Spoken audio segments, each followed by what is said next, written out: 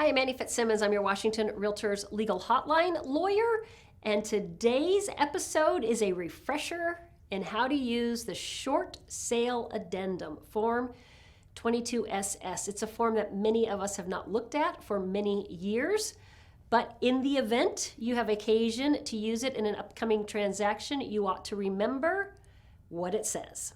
I would encourage you, before you include Form 22SS in any transaction, that you, of course, read the form and familiarize yourself with the form.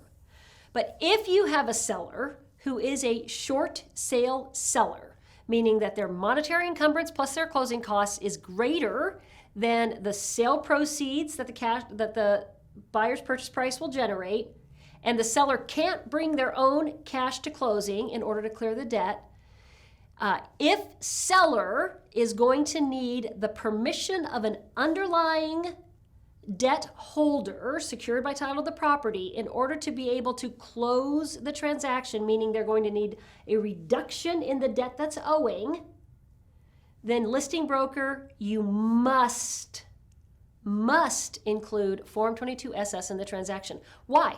Because Form 21 says that seller will provide marketable title, insurable title to the buyer, and if there are monetary encumbrances recorded against title of the property, seller will pay in full those monetary encumbrances at or before closing. So if seller can't do that, then listing broker, you must include a short sale addendum, which will give the seller the right to terminate the contract. It will give the seller a legal excuse for performance, for failing to perform, if the underlying debt holders don't give seller relief in the form of reducing the debt that's owing so that seller can clear title through the proceeds paid by buyer. So how does Form 22SS work? The opening paragraph explains what is a short sale and gives seller 60 days by default. You can negotiate whatever number you'd like, but 60 days by default to reach out to their underlying debt holders.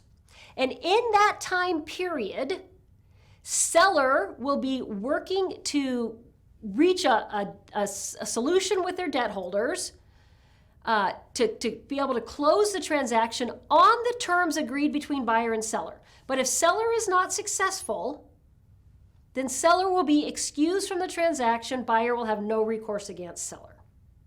The short sale addendum is one of the only contingencies benefiting the seller in our statewide form system. This doesn't happen often. But in that case, seller would be excused from performance. Buyer would have no recourse against the seller who was unable to perform. And in that time period, sellers got to go try and get permission from their underlying lien holders. If they are unable, if they get a communication back that they are unable to get the debt relief they need and cannot close the transaction, seller must deliver notice to buyer of that within 2 days of learning that seller is not able to close the transaction.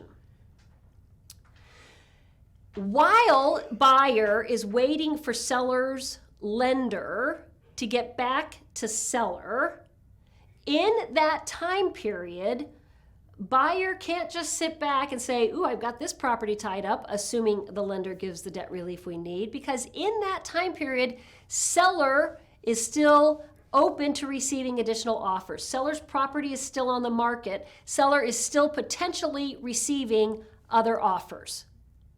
And when seller is negotiating with their lender, their underlying lenders are absolutely going to want to see all of the offers, any offers that have been presented.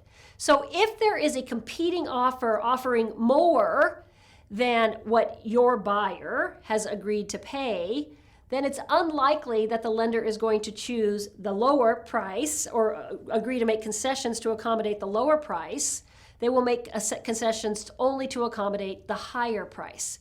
So Form 22SS says, in part, that if seller accepts a competing offer from another buyer, then the seller must give notice to that first buyer, and that first buyer has the option of doing nothing and just staying in contract with the seller, knowing that there's a higher offer that's more likely to be the one that an underlying lender would work against. Or buyer can withdraw their offer and go away. Or buyer can withdraw their offer and submit another offer at a higher price, hoping to be the highest paying buyer when lender is reviewing the concessions requested by seller. When you read through the form, you'll see how all of those mechanics work. What I want to make sure that you absolutely are aware of is that when any notices are given under Form 22SS, they must be given on Form 90SS. This is a rare circumstance where our statewide forms dictate that notices be given on a specific form, and you can't vary from that. And the reason why is because the notice language in the 90SS is critical to the giving of the notice. So if you're going to give notices under 22SS, you have to use a Form 90SS to give those notices. Okay, that's the primary function of the short sale addendum. Again, read through it, make sure you're familiar with it. If you weren't in business in the 2009, 10, 11 timeframe when so many brokers were working with a short sale addendum regularly, then work with a managing broker who was familiar with the short sale addendum at the time that it was heavily used. Get yourself acquainted with the process before you do. Final thing I want you to make sure you know about the short sale addendum is that there is a provision called computation of time, where again, read the provision. If boxes are check marked or are not check marked, that will determine the computation of time, or how the computation of time, how the date of mutual acceptance pertains to the specific issue. So for example, is earnest money due at the time of actual mutual acceptance or only at the time the seller gives notice to buyer that the short sale transaction will actually close because the underlying lien holder modified the debt?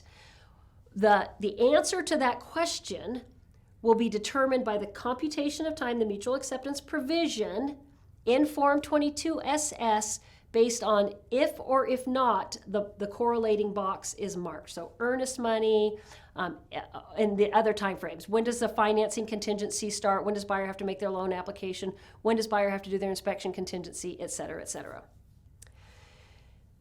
If you have questions on how to use this form or any other questions, please visit the Legal Hotline Library at warealtor.org. And if you need to ask me a question, click on the link to do so.